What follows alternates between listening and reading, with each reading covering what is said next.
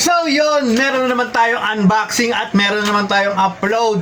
Yun, buti na lang umorder tayo ng rigid fork na Ragusa RB800 sa Shopee.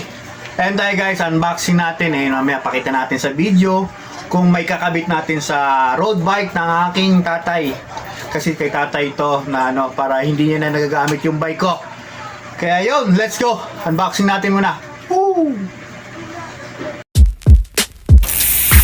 Yeah. Came at 17. Damn. So yun nga, ayan. Iwa-iwain na natin at para makita natin kung gaano kaganda tong Ragusa RB800. So, isa siya guys, ayan. Lagay natin sa description yung pinag-orderan ko nito ng rigid fork. At ang tawag dito, at ito pala ay 1.5 something. Basta ganon, ilagay natin dyan yung presyo kung magkano nakuha natin ito sa Shopee. So ito siya Alright, ito ay alloy. Medyo okay to siya, matibay. Kasi yung dating rigid fork niya is bakal.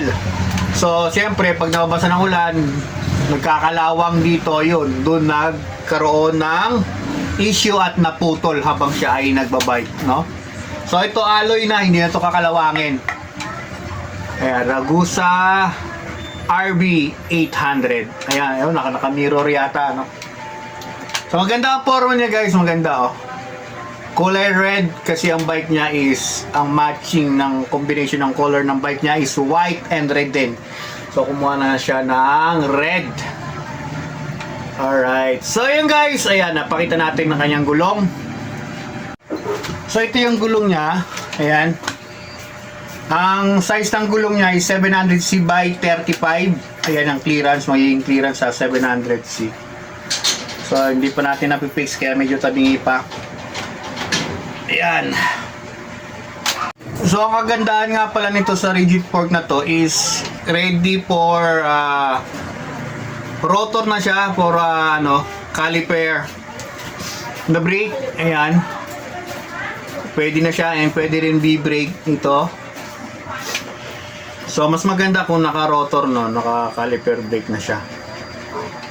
Ayan. Lagyan na ng attachment and syempre rotor. So, yun guys. Try natin to ikabit sa kanyang road bike. Let's go. So yun, ayan, tuloy na natin pagkakabit ng pag-assemble nitong rigid fork sa road bike na to. Road bike to ni Airpat. So ito yung kanyang road bike. Ito yung nangyari sa kanya. Ayan, nakita nyo guys, na putol ang kanyang fork. At dahil ito ay baka lang, ayun, putol. Semplang. Masakit. Shit. Tumba. So ayan guys, kabit natin. Tara, let's go. So yun nga, meron tayong dito headset. Binilihan pala natin ng headset 44mm. Ayan ang kanyang stem. Ito, wake lang. Lahat Shopee. Mas mura. So ayan, tara, tuloy na natin. So yun, Mambon. So cancel muna. Sunod natin pag nawala yung ulan, tuloy na natin ating pagbibideo. Okay.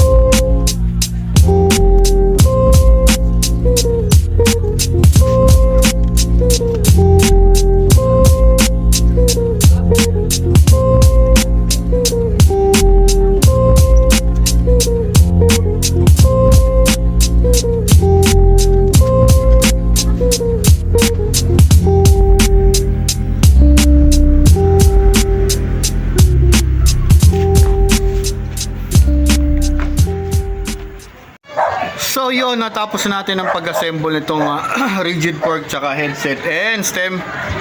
So, sigpitan na lang natin dito sa may B-brake niya. And, kung hindi ka pa nakasubscribe dyan guys, pindutin mo na yan subscribe button and please don't forget to subscribe, like, and share. Thanks for watching guys. Bye-bye, salute.